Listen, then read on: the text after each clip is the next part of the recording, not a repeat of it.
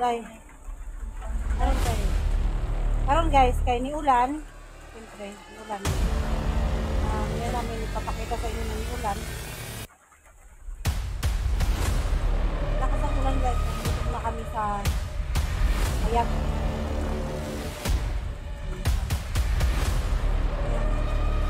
Ito ang magandang pagkakataon guys na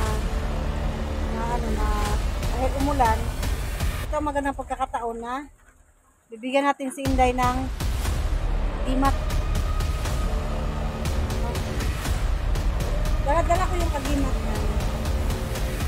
Ito yung agimat na dala ni Inday dati na kinuha nung bandido. Then, kinuha ko naman. Hindi ko ito nabigay sa kanya dahil naghiwalay kami. No? At pinagkamalan nila akong tredo. Kaya nadala ko ito hanggang sa naghiwalay kami. Day, ibaba mo yung galing mo, Day. At mga gamit mo, ibaba mo.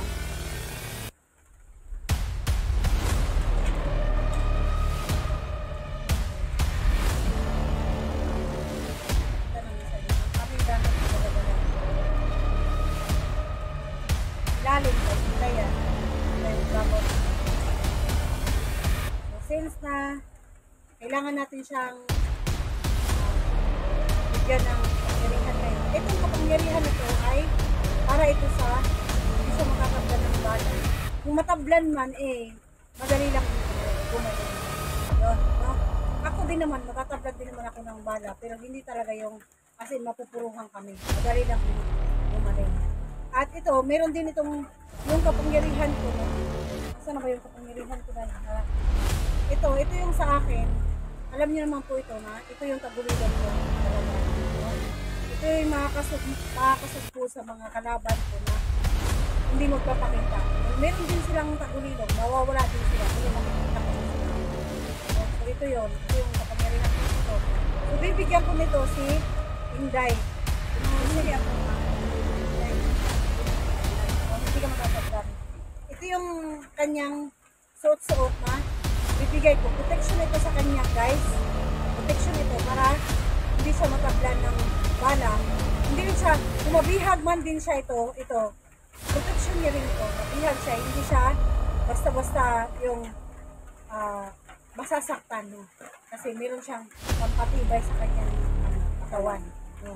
Ito yung pampalakas niya. Hindi siya basta-basta dito manghihina kahit nabugbugin man siya. Manghihina man siya talaga sa physical pero sa kalooban niya, yung loob niya, matibay pa rin siya. Yung physical lang yung medyo masasaktan siya. Tulad ng bala, kapag tumago sa kanya, masasaktan siya nito, pero hindi talaga yung mapupuro.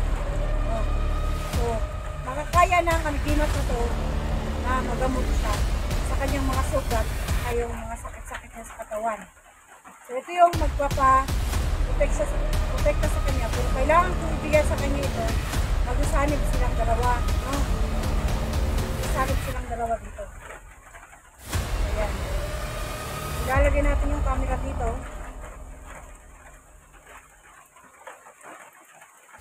Pero masakit talaga yung ulo ko guys. Hindi kayang maproteksyonan ng agimat. Hindi kaya pagalingin. Yung mga sakit-sakit mga sa ulo, yan. Sa puso, lalo na po broken hearted ka, yan.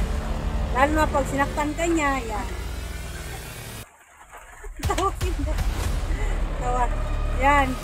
Iba talaga dahil Pag broken hearted ka. Hindi kaya mga pag nag-iisa ka na lang, yan yung maalala mo. Kung sana naging agimat ka lang, no? Yung mga taong nanakit sa'yo, yung maging agimat lang sana sila at maging ay kayang-kaya na natin ito. Sabi ko lang sarili. No? So guys, kailangan mong tumayo. hindi ko na yan balutin yung dahil itim. Hindi mabigay mo. Balutin mo pa. Balutin ko yan dahil. Pwede mo itong balutin dahil. Pwede mo ito Itim o pula. Pwede mo itong balutin ng itim. Pula. Kahit ano. Pwede mo rin itong palitan. Ha? Basta ang itong kahoy. Ito talaga yun. Kailangan mo. Ito ko rin ito. Kasi handi lang naman na ito. So guys, pwede siyang magpalit dito. Baka mamaya magtaka kayo. Kasi ang pangit gawa sa abaka. No, abaka lang ito. Yung saging ba? Saging na abaka. Saging nga, abaka. No. Guys, na ito. Ganda ang kabila yan talaga guys. Parang gusto ko naman dun kami. So, ito yung ano niya guys. Alam niyo po na ito, malakas ito talaga ha. So guys, yan.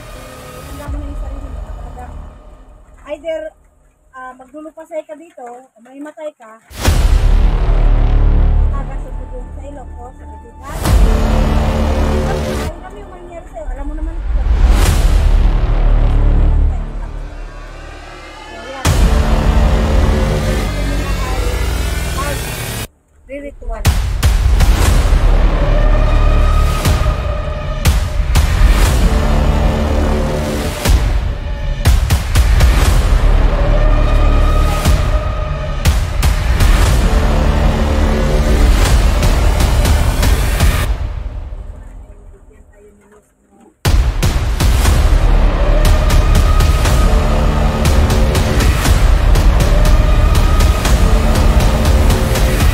Kasi wala siyang proteksyon, lalo na pag naghiwalay kami, ganon. Naghiwalay kasi kami, wala siyang